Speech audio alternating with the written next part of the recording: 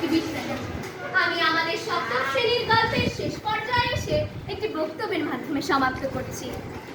আজ আমাদের এই শেষ ক্লাস। কি অদ্ভুত মিশ্র অনুভূতি। আমরা এত স্কুলে থাকছি ঠিকই, তবু সপ্তম শ্রেণীর সময়টা আজ মনে হচ্ছে কত মূল্যবান।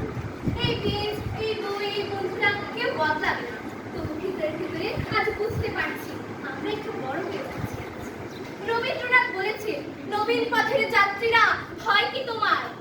আমরাও তাই ভয় ছাড়া নতুন স্বপ্ন নিয়ে পা বাড়াচ্ছি ক্লাস 8-এ। আর আমাদের সবচেয়ে বড় শক্তি মেহেদি স্যার, যার হাসি, যার মমতা, যার আবৃত্তি আর গল্পের মাঝে আমরা শিখেছি সাহস, স্বপ্ন আর শুদ্ধ বাংলা। স্যার আমাদের শুধু পড়াননি, আমাদের ভেতরের মানুষটাকেও আরো ভালো হতে শিখিয়েছে। স্যারের দৃষ্টি আকর্ষণ করে বলছি, স্যার আমরা চলে যাচ্ছি, আর থাকছি না রাসমিয়ার সেই কর্কশ গলা তুলে হঠাৎ রাগ দেখানো, যা দেখে পুরো ক্লাস হাসিতে গড়াগড়ি খেত। থাকছি না রাসমিয়ার সেই অবহেলিত কবিতাগুলো, থাকছে না তাসপিয়া আর বর্ণের সেই সামান্য ঝগড়া যা 5 মিনিটের মধ্যেই বন্ধুত্বের রঙে মিশে যেত। থাকছে না সম্রাজ্ঞীর হঠাৎ গান শুরু করে ক্লাসের বাতাস বদলে দেওয়া মুহূর্তগুলো।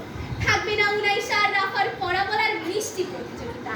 থাকবে না আনিকার সেই অভিনয় ভরা মুখভঙ্গি যা পুরো ক্লাসকে আনন্দ দিয়ে আপনাকেও চুপচাপ হাসিয়ে দিত। থাকছে না আমাদের ক্লাসের মেয়েদের জানালা দিয়ে রিক্সাওয়ালা আর সার্কিট হাউসের শুটিং দেখা।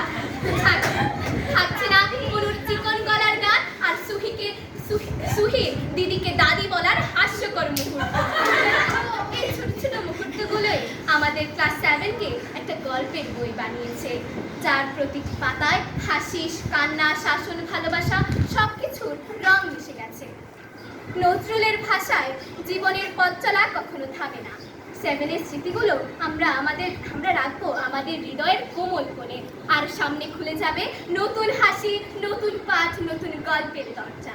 তাই আজ কোনো বিদায় নয়, শুধু একটি ধাপ এগোনো, এক ক্লাস থেকে